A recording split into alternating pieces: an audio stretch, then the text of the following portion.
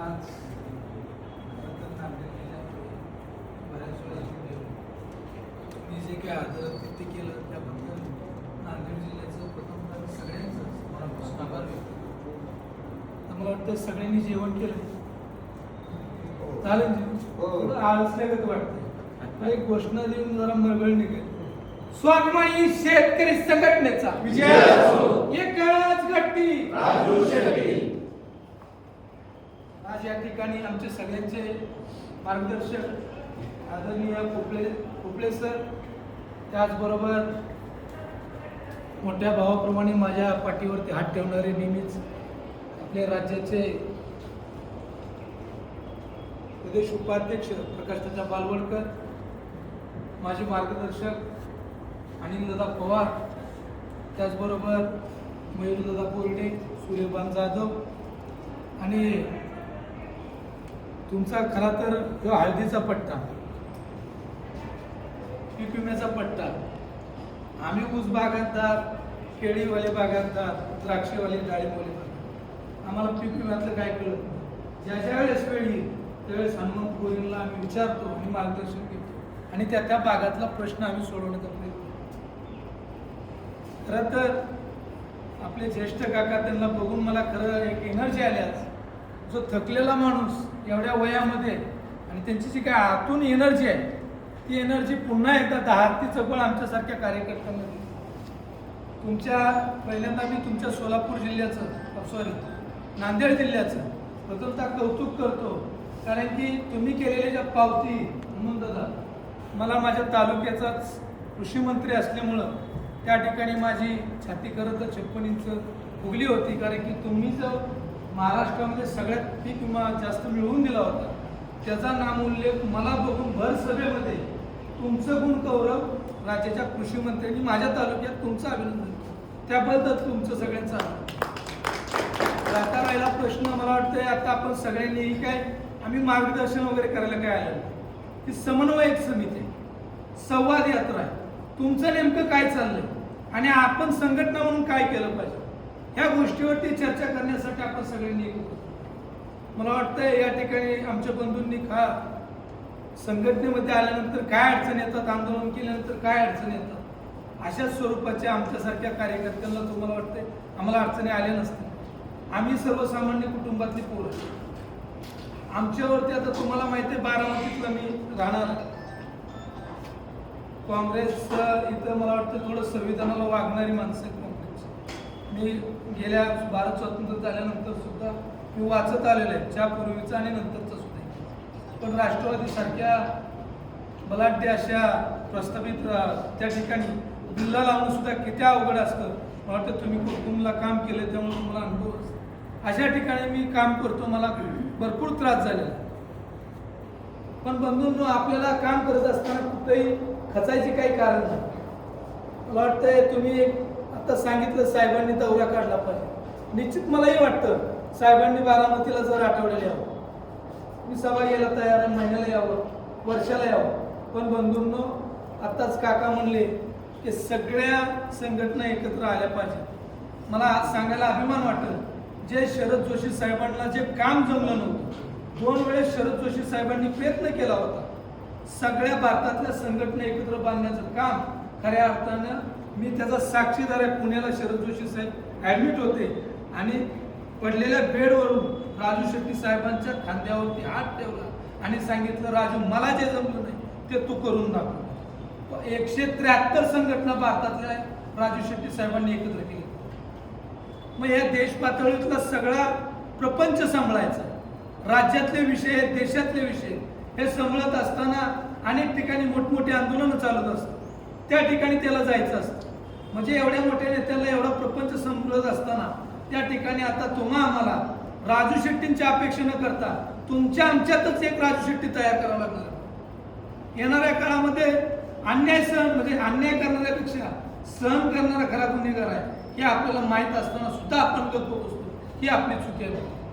रोजगार हमी योजनेचा प्रश्न खरंच मला अमोलदाला जिव्हाळ्याचं वाटलं आणि मला वाटतं तुम्हीच सांगितलं. म्हणजे अनेक केंद्रीय योजना येतात, मोठमोठे शक्तीपीठ महामार्ग असतील किंवा समृद्धी महामार्ग असतील, किंवा MSRDCचे NHIचे रोड असतील, हे रोड तुम्ही राबवा ना मग आम्ही योजनामध्ये. हे काका तुम्ही सांगितल्याप्रमाणे आम्ही पहिलं काम आता इथून गेलं ना तेच काम हातात घेणार आहे. शेतकऱ्यांना रोजगार हमीची योजना न राबवता तुम्ही आता त्या कॉन्ट्रॅक्टदारांना लावा, नाही तर ते कुणाला लावायची ती लावा, पण आम्हाला ह्याच्या पुन्हा हा तुमचा निरोप आम्ही शेट्टी साहेबांना देणार आहे. आणि याच्यावरती आम्ही आता आनंदाला आपल्याला ह्या प्रश्न खरंच गांभीर्याने घ्यावा लागणार आहे, कारण फार मोठा प्रश्न आहे. मला वाटतंय मी या ठिकाणी आलो त्याच्यामध्ये रोजगार हमीमध्ये एक अजून सुधारणा करा. राबवायची असेल तर मग शेतकऱ्याच्या शेतावर राबवा ना. असंही तरी मजूर मिळायला तयार नाही. मग तुम्ही रोजगार आणा, तुम्हाला विहीर खांदायची आहे ना, तुम्ही द्या. नाही विहिरीचा नाही, बाकी शेतीची कामं आहेत बाकी ना. सगळेच प्रश्न आहेत रोजगार हमीमध्ये, सगळेच येतात. म्हणजे एक तर तुम्हाला योजना द्यायची ना, तुमचे रोजगार लावा ते करून द्या. शेतामध्ये जे काम काय मजूर लागतात ना इतर कामासाठी शेतकऱ्याच्या वैयक्तिक लाभाच्या जे योजना आता ते मास्टर भरून मजुराच्या नावाला न काढता डायरेक्ट शेतकऱ्याला पेमेंट करावं. बरोबर. हा त्याला बरोबर. नाही मग तोच विषय आपल्याला तोच विषय घेऊन ते तुम्ही सांगितलेलं माझ्या लक्षात आलं. आणखी एक महत्त्वाचा प्रश्न आहे, जे खतं आहेत रासायनिक खतं त्याच्या भरमसाठ किमती वाढलेल्या आहेत भरमसाठ. ह्याच्यावर कोणीच प्रश्न विचारायला तयार नाही, कोणी सरकारला बोलायला तयार नाही. आता काय झाले तुम्हाला सांगतो. आपले शरद जोशी साहेबांचा एक लेख वाचलेला आहे मी. त्यावेळेस ग्रामीण भारत आणि शहरी भारत, शहरीला इंडिया आहे त्यांचं एक लेखाचं नाव होतं बहुतेक इंदिरा गांधीच्या काळामधला आहे तो. आता नाही त्या काळाच्या लेखाचं शीर्षक काय होतं, आता इंदिरा इंडिया झाली. या भारताचा वाली कोण, भारत ग्रामीणाला भारत नाव दिलं होतं आणि शहरीला इंडिया नाव दिलं होतं. तर आता एक आपल्याला सगळ्याला मिळून ग्रामीण भारताचे की नाही प्रतिनिधित्व करावं लागेल आणि आपले आपण प्रश्न सोडवण्यासाठी आपल्याला उभा टाकावं लागणार आहे. हे पण महत्त्वाचा प्रश्न आहे रासायनिक खताचा. हे पण खूप महत्त्वाचा प्रश्न. आता बघा ना किमती किती वाढलेल्या आहे त्याच्या, उत्पादन खर्चावर त्याचा खूप मोठा परिणाम साहेब 2011-12ला 235 रुपयाला पोटॅश होता. आता आज पोटॅश केवढे आला? 1950 रुपये 2000 रुपये. म्हणजे किती पटीचे खतं वाढले? जसं तुम्ही सांगताय तसं मलाही आठवतंय. जसं तुमच्या कापसाचा उदाहरण नेहमी द्यायची आणि दुधाचं उदाहरण शरद जोशी साहेब द्यायचे की 1 लिटर म्हशीचं दूध नेल्यानंतर पेट्रोल 1 लिटर येत होतं आणि 1 लिटर गायचं दूध नेल्यानंतर 1 लिटर डिझेल येत होतं आणि 1 क्विंटल कापूस नेल्यानंतर 1 तोळा सोनं येत होतं. भावांनो, तोच महागाईचा दर आजही लागू होतो. आज काय परिस्थिती आहे, तुम्हाला किती क्विंटल कापूस केल्यानंतर 1 तोळा सोनं येईल आणि किती लिटर दूध घातल्यानंतर तुम्हाला 1 लिटर पेट्रोल येईल. ह्याचा अभ्यास आम्ही करायला कमी पडतोय का? आपण आत्मपरीक्षणाचा भाग आहे. कारण की आपण सगळे ग्रामीण भागातले शेतकरी आपण पेटून उठं नाही. या आमदारांना खासदारांना आपण प्रश्न विचारायला कमी पडायला. पीक विम्याचा प्रश्न मी अनेक वेळा बोलत होता. तुमचं शिष्टमंडळ विदर्भातनं पुण्याला आलं होतं, आयुक्तांबरोबर बैठक होती. मला तिथं स्पष्ट सर जाणवलं पूर्ण सेटलमेंट झालेली. आमदाराचं पाकिट मिळालंय, खासदाराला पाकिट मिळालंय, मंत्र्याचं पाकिट मिळालंय. त्या संबंधित सगळ्या लोकांना पैसे मिळाले म्हणून खरं पीक विमा शेतकऱ्यांना मिळणार आहे. मला सांगा, जर वर्षी आपल्यावर आसमानी आणि सुलतानी संकट, मग पीक विमा मिळायला पाहिजे का नाही? भिकार कोण व्हायला पाहिजे? पीक विमा कंपन्या. आपण कसं भिकार होतो? त्या तोट्यात जायला पाहिजे. त्याच मी म्हणतो त्यात म्हणजे काहीतरी गौरवण झालं. ह्या गोष्टीसाठी आम्हाला आता पेटून उठावं लागेल येणाऱ्या काळामध्ये. मला मग छोटा कार्यकर्ता असू द्या, मग कुठल्याही सत्ताधारी पक्षाचा असू द्या, त्याला फिरताना गल्ली मुळात एकच विचारायचं, आमच्या प्रश्नाचं काय झालं, आमच्या पीक विम्याचं काय झालं, आमच्या ऊसाचं काय झालं, आमच्या हळदीचं काय झालं, आमच्या लाईटीची काय भानगड. लाईटीच तर फार आता आज बघितलं आमची परिस्थिती जरा बरी आहे, पण तुमच्या इकडं फार वाटलं झालं. आपल्याला 8 तास लाईट दिली. किती तास लाईट आहे शेतीला?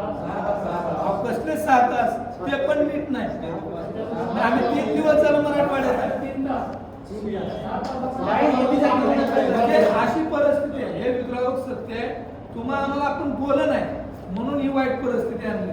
शेट्टी साहेब कुठं कुठं पुरणार आहे ते आता तुम्हाला, म्हणजे शिवाजी जन्मावा पण दुसऱ्या जगात तुम्हाला आता तयारी करावी लागेल. साहेब 5,000 पंप शिखर गेला 2009ला. आजही त्याच्यापेक्षा भाव कमी आहे. मग हे फडणवीसला पण विचारा ना, ते गाडीवर पुरावे काय झालं. पलीकडे गेले, शेतीचे भाव पलीकडे आले. आता मला कळतंय सर, मला एक म्हणजे प्रगतीने जाणवलं, म्हणजे तरुणांची संख्या जरी कमी असली पण ही लोक लय दर्दी आहेत. त्याबद्दल तुमचं सगळ्यांचं अभिनंदन. कारण की हळदीचा सुद्धा प्रश्न हनुमंतराजे गोरांनी लावून धरला. सर असतील त्यांना नेहमी वेळोवेळी मार्गदर्शन करतात. हळदीचा रेट कुठं होता मागच्या महिन्यामध्ये तुम्ही आंदोलन केलं बरोबर. आता तो हळदीचा रेट किती गेला, म्हणजे तुम्हाला दुपटीनं